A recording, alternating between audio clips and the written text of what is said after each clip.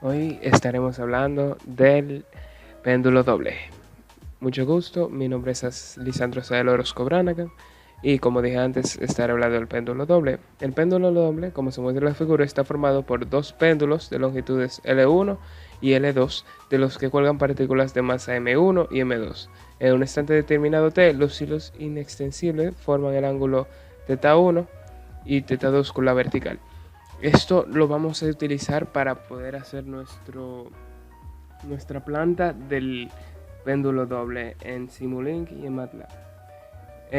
Nosotros, como vemos, aquí hay muchas ecuaciones del movimiento de cómo se comporta nuestro péndulo doble. Sin embargo, vamos a ir a la parte que nos importa, que es su comportamiento ya, sus fórmulas de θ1 y de θ2 expresadas en el tiempo.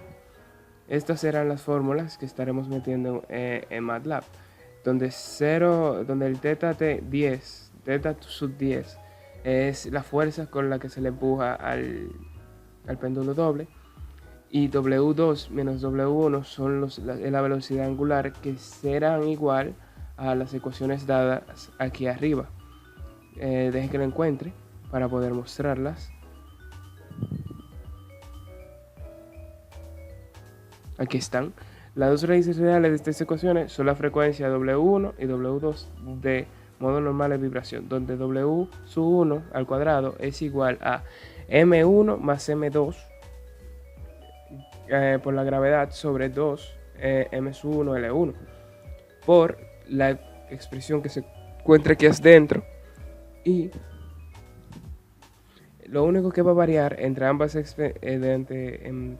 expresiones es simplemente que la frecuencia la frecuencia 1 es una resta entre la expresión A menos la expresión B, mientras que en la frecuencia 2 tenemos que es la expresión A más la expresión B. Pues sí, metamos esta ecuación en nuestro sistema de MATLAB para ver cómo podemos hacer nuestra planta en Simulink. Se supone que cuando ya la tengamos lista nos tiene que dar una gráfica similar a esta. Entonces metamos. Yo ya tengo una planta diseñada en Simulink. Como se muestra aquí, tengo mis dos cuadrados de funciones en el cual tengo a θ1 y tengo a θ2. Y tengo a las siguientes entradas, donde tengo W1 con una constante y W2 que es otra constante, llamadas así, introducidas en MATLAB, y las llamo en este programa. W1, veamos cómo yo la metí en MATLAB para ver su forma. Como se puede ver, tengo W1 como estaba expresada ahí y W2 como estaba expresada. Como vimos en la página, W1 y W2 estaban al cuadrado. Por eso estamos haciendo lo siguiente. Como ya le estamos sacando la raíz cuadrada, le escribí la fórmula tal y como estaba en MATLAB, en la página. Como le escribí en la página, si el resultado fuera a ser negativo, le estoy poniendo un valor absoluto para que el resultado me sea positivo, y la raíz cuadrada para que ya sea W1 en sí, y lo mismo en W2. Ahora, en U1 se supone que va un step, o sea, nuestra función, nuestra fuerza, nuestro inicio. Y como es en términos de t, tenemos una variable t que afecta la fórmula, que va en el tiempo. Por eso puse este clock que se ve, en el cual tenemos que va del 1 al 10 y se va a ir viendo cómo se va a ir alterando las partículas. Pues sí, sigamos. Todos estos están yendo a un MUX, el cual coge todas las señales y las envía mediante un conducto en el cual se meten en ambas funciones.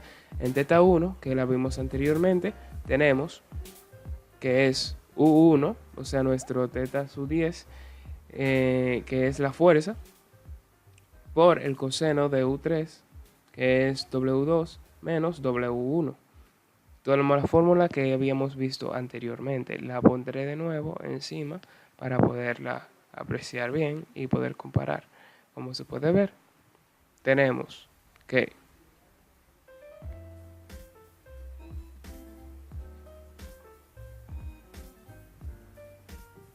W1, U1, 0,10, 0 sub 10, U3, W2, U2, W sub 1 y U4 tenemos que es nuestro tiempo. Como se puede ver, tenemos que esta expresión se multiplica por el tiempo que vaya pasando. Lo mismo pasa con T2. Tenemos nuestra función 1. Nuestra función que es T2 es igual a raíz cuadrada de 2 por la fuerza de entrada que es teta sub 10. Que no es una fuerza, sino cuando digámoslo como un ejemplo, sería el ángulo en el que se va a lanzar el péndulo o en el ángulo que lo vamos a setear, más o menos. Tenemos entonces que ese ángulo por seno de W2 menos W1 por la frecuencia 2 menos la frecuencia 1 sobre 2 por el tiempo, por el seno de la frecuencia 2 más la frecuencia 1 sobre 2 por el tiempo. Nótese que en teta 1 tenemos que es el coseno de las expresiones multiplicándose, mientras que en teta 2 tenemos que es el seno de las expresiones multiplicándose. Pero ya basta de esto y veamos cómo se ve en nuestro sistema cuando se mete el step directo o una constante, no importa, pero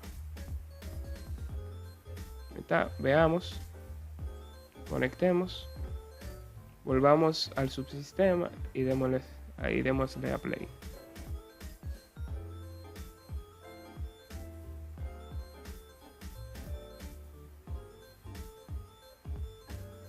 Compilando.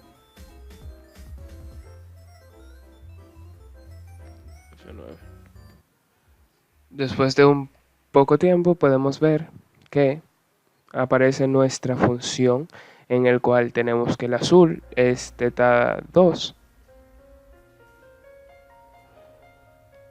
y la roja es teta 1. Como se puede ver que al revés, la roja es teta 1 y la azul es teta 2. Veamos y comparemos con la página para ver qué tan parecida. Como se puede ver, no son totalmente iguales, pero eso depende ya más por el sistema diseñado. Veamos paso por paso para ver cómo se van definiendo las variables. Tenemos que W1 y W2 vamos a ir poniendo a que es igual cada entrada y cada salida en cada segundo. Y veamos viendo en 0.1 y veamos cómo se va a ir diseñando nuestra gráfica, cómo se va a ir dibujando. Como ven, W1 y W2 son constantes porque son calculadas a partir de los parámetros introducidos en MATLAB. Como vimos en la fórmula anterior, vemos que estaba M1 en W2, M2 que es la masa de la primera pelota del primer péndulo, masa 2 que es la masa de la segunda pelota en el segundo péndulo, la longitud 1 que es la longitud del primer péndulo y L2 que es la longitud del segundo péndulo y la gravedad, obvio, que es 9.8 metros sobre segundo al cuadrado aquí en la Tierra. Pues sigamos mirando. Como se ve, se va a ir por cada segundo va a ir variando, o por cada microsegundo en este caso, mili. Llegamos a la marca de un segundo y vemos que los ángulos de teta 1 es menos 0.133 y 0.966. Y vayamos viendo. Y así cambiando. Nótese que mientras va cambiando el tiempo, va cambiando cómo se va viendo la fórmula, la gráfica. Pasamos al final y lo podemos ver. Veamos cómo se ve en el osciloscopio. se tiene que ver igual a como se ve en nuestro osciloscopio de dashboard, pero veámoslo cómo se ve más amplio y de una manera más definida.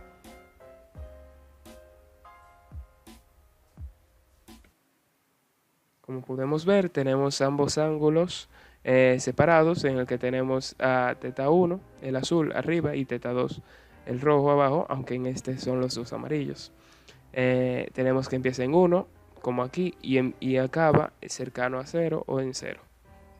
Y aquí tenemos que empieza en 0 y acaba cercano a menos 1 o a menos 1.5 en este caso. Con esto vayamos a ver cómo se supone que se tiene que controlar el sistema si fuera lineal. Pero como tenemos varias fórmulas y no están definidas totalmente con una función de transferencia puesto a su naturaleza caótica, se dificulta su transformación. Podemos pegarle un PID, sin embargo no va a hacer nada de por sí y va a soltar